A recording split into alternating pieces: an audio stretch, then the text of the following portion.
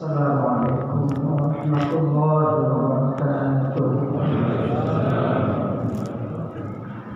Alhamdulillahirabbil alamin alladzi arsala rasulahu rahmatan lil alamin. Asyhadu an la ilaha illallah al-malikul haqqul mubin. Asyhadu anna Muhammadan abduhu wa rasuluhu shadiqul wa'dil amin. Allahumma shalli ala sayyidina Muhammadin wa ala alihi wa sahbihi ajma'in. Qala Allah subhanahu wa ta'ala fil Qur'anil Karim, a'udzu billahi minasy syaithanir rajim. Bismillahirrahmanirrahim. Yauma la yanfa'u malun wa la banun illa man atallaha biqalbin salim. Shadaqallahul azim.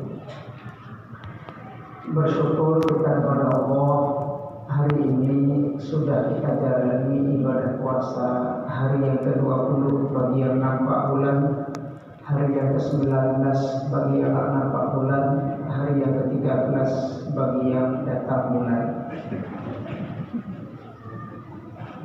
Betul kan?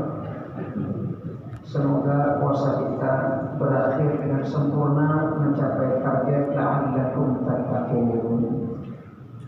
Salawat dan salam kepada Nabi Agung Habibullah Nabi Muhammad sallallahu alaihi wasallam. Jamaah sekalian yang dimuliakan Allah Subhanahu wa taala, di dalam surah Asy-Syu'ara ayat 88 89 yang baru saja saya bacakan tadi di muqaddimah, yauma la yanfa'u malun wa la banun. Pada hari yang dimaksud hari kiamat, hanali bermanfaat harta dan anak, walaupun tidak kecuali yang bermanfaat adalah orang-orang yang datang pada hari kiamat, illa man atallaha, orang-orang yang menghadap Allah di qalbin salim, dengan hati yang bersih. Bagaimana cara untuk membersihkan hati? Imam Al-Ghazali di dalam kitab Ihya Ulumuddin, beliau mengatakan ada 3 cara untuk membersihkan hati kita. Yang pertama, ilmu dan keyakinan. Jadi mustahil hati bisa bersih bila tidak didasari dengan ilmu. Setelah merokok ilmu, yakini dengan hati kita bahwa apa yang kita pelajari itu benar, maka tentu hati kita semakin bersih. Yang kedua, kata beliau dalam kitab Ihya, yaitu membersihkan hati dengan riyadhah, dengan mulia pelaku latihan. Makna riyadhah, latih diri untuk mencapai hati yang bersih. Pada bagian riyadhahnya, Imam Al-Ghazali tidak hanya menyampaikan pendapat beliau dalam kitab Ihya. Imam Al-Ghazali mencolong pendapat daripada ulama-ulama sufi yang lain. Di antara pendapat riyadhah yang beliau ambil adalah pendapat daripada seorang ulama sufi bernama Yahya bin Mu'az Ar-Razi. Jadi dalam kitab itu beliau sampaikan bagaimana pendapat Yahya bin Mu'az Ar-Razi tentang riyadhah, melatih diri, melatih hati supaya bersih. Jadi kata Yahya bin Mu'az, untuk membersihkan hati lakukanlah 4 perkara. Jadi supaya hati kita jadi salim, kerjakanlah 4 perkara. Yang pertama, qalilul ta'am. Supaya hati kita bersih, kurangi makan. Maksud Yahya Arabi, perbanyak puasa. Jadi menyertai nyonde ada puasa dan aktif hanya ketua.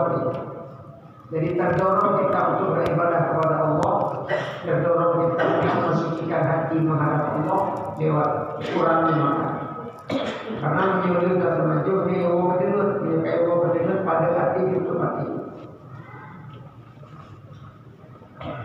Kita ini kadang-kadang bukan makan sedikit, tapi sedikit-sedikit makan. Si orang berharga 5 imam itu siuran maju, maka hati beliau bilang bunga, kopi atau desi makanan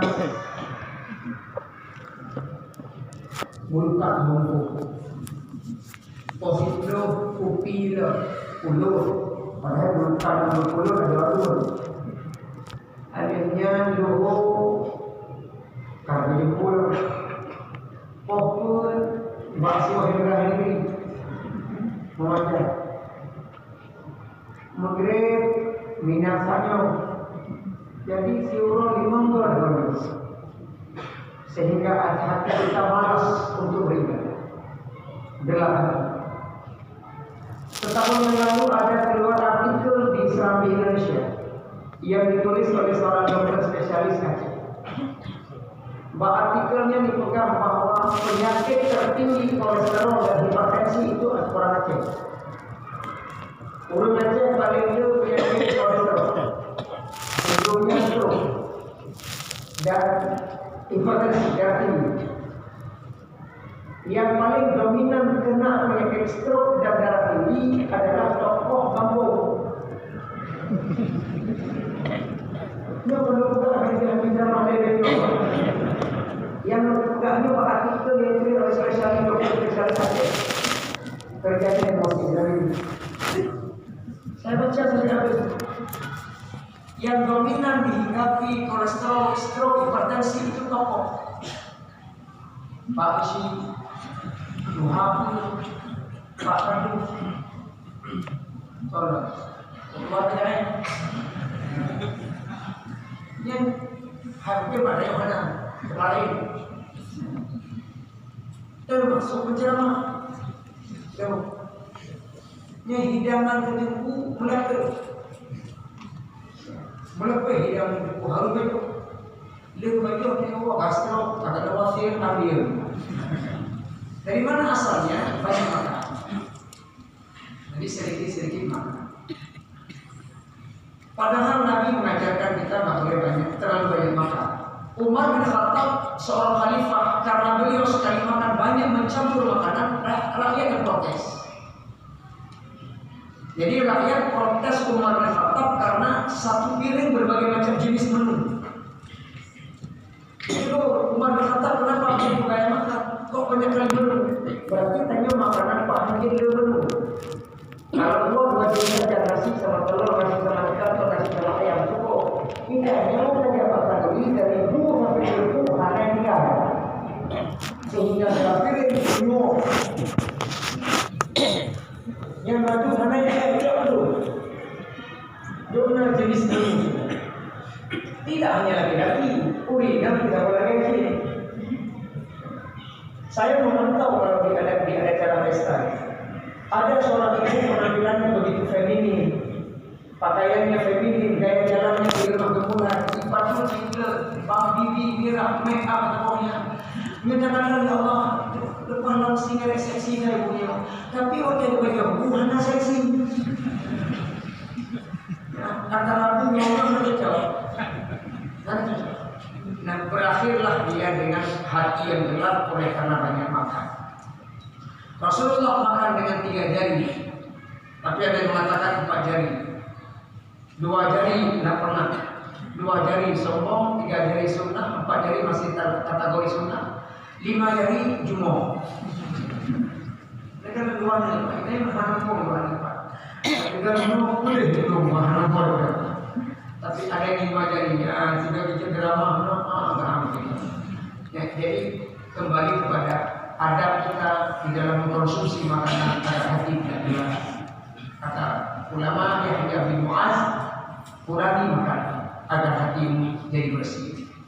Yang kedua, supaya hati kita jadi bersih, kurangi pandangan. Dari mata turun ke hati. Apa yang kita lihat, hati jadi kotor.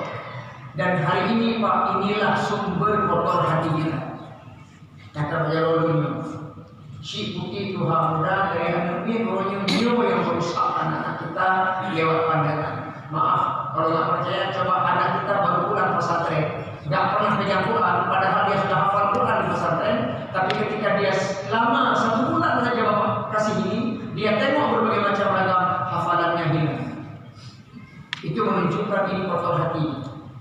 Dari mata turun ke hati. Kalau dulu orang tua kita mendiamkan anak cukup ketok dinding, anu ini mau ketok dinding ke pertama muka ini. Orangnya cipta kita kayak mau ketok dinding. Tambah raya pertama ini. Coba kasih apa? Ayat dan hanya ini. Ini muka beli dia di luar. Ini bukti bahwa mata bisa mengotori. Maka kalau kita lihat HP lewat maksiat, segera astagfirullahaladzim. Tapi beda dalam. Astagfirullahaladzim. Kita jangan ke mereka boleh. Jadi dari mata turun ke hati. Itu dua. Yang ketiga, kurangi bicara.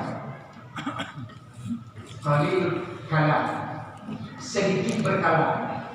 Bela pegahaba yang gede, pegahaba yang agak kadir macam.